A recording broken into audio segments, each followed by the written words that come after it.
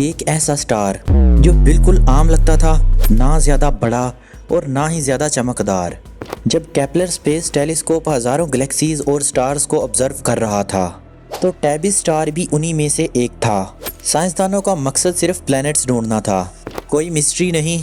लेकिन फिर डाटा में कुछ ऐसा आया जो किसी ने एक्सपेक्ट किया ही नहीं था। एक ऐसा स्टार जिसकी रोशनी अचानक 20% तक गायब हो जाती थी और इसका कोई फिक्स पैटर्न भी नहीं था।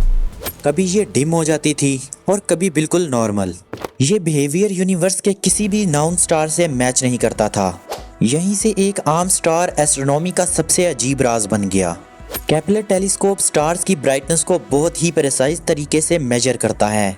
जब जुपिटर जैसा कोई मैसिव प्लैनेट भी किसी स्टार के सामने से गुजरता है तो रोशनी सिर्फ 1% कम होती है, लेकिन टैबी स्टार में रोशनी 15 से 22% तक गिर रही थी। साइंस के हिसाब से ये कोई प्लैनेट नहीं हो सकता था, क्योंकि इतनी रोशनी को ब्लॉक करने के लिए ऑब्जेक्ट को स्टार के मुकाबले में बहुत ज़्यादा बड़ा और घना होना पड़ता है। साइंसदानों ने डाटा दोबारा चेक किया, इंस्ट्रूमेंट्स टेस्ट किए, लेकिन सब कुछ ठीक था। मसला किसी एरर का नहीं बल्कि खुद स्टार के आसपास का था। सबसे पहले साइंसदानों ने सोचा कि शायद कोई बड़ा डस्ट क्लाउड स्टार के सामने से गुजरता हो, लेकिन अगर इतनी ज़्यादा डस्ट होती तो उसकी इंफ्रारेड रेडिएशन या एक्सिस हीट डिटेक्ट होती, जो नहीं हुई। फिर कहा गया शायद कॉमेट्स का कोई बहुत बड़ा झुंड हो जो टूट रहा हो, लेकिन इतने मैसिव स्केल पर कॉमेट्स का होना प्रैक्टिकली नामुमकिन था। हर नई थ्योरी थोड़ी बहुत फिट होती, लेकिन पूरी पिक्चर कभी कंप्लीट ही नहीं हुई। आखिर साइंस ने मान लिया कि हमें कुछ मिसिंग लग रहा है। यहाँ पर एक आइडिया ने पूरी दुनिया का फोकस अपनी तरफ कर लिया। फेमस एस्ट्रोफिजिसिस्ट जेसन राइट ने कहा, अगर नेचुरल चीज़ें इस बिहेवियर को एक्सप्लेन नहीं कर पा रही तो आर्टिफिशियल स्ट्रक्चर की पॉसिबिलिटी को भी कंसिडर करना चाहिए। मतलब शायद एक एडवांस एलियन सिविलाइजेशन अपने स्टार के गिर्द एनर्जी कलेक्ट कर सकती हो एक जाइंट स्ट्रक्चर के जरिए, जिसे डायसन स्वार्म कहा जाता है। ये थ्योरी साइंस फिक्शन जैसी लगती थी, लेकिन मैथमेटिकली पॉसिबल थी। इसी एक ख्याल ने टैबी स्टार को ग्लोबल सेंसेशन बना दिया। एलियन थ्योरी के सामने आते ही मीडिया में हंगामा मच गया। हर तरफ हेडलाइंस चलने लगी, एलियन टेक्नोलॉजी डिस्कवर्ड। पब्लिक ने नासा से सवाल पूछने शुरू कर दिए, जिसकी वजह से साइंसदानों पर प्रेशर बढ़ गया।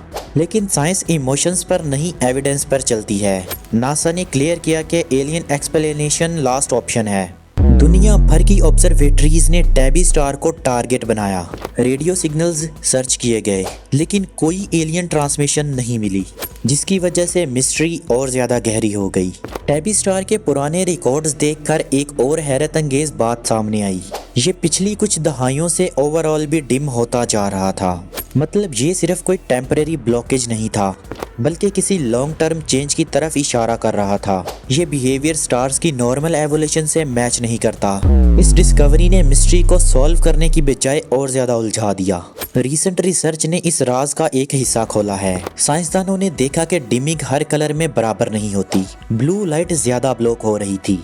अगर कोई सॉलिड एलियन स्ट्रक्चर होता तो वो हर वेवलेंथ की रोशनी को बराबर ब्लॉक करता। इस ऑब्जर्वेशन का मतलब था कि वहाँ बहुत फाइन और अनयूजुअल डस्ट मौजूद है। लेकिन सवाल अब भी वही है, इतनी ज्यादा डस्ट आई कहाँ से?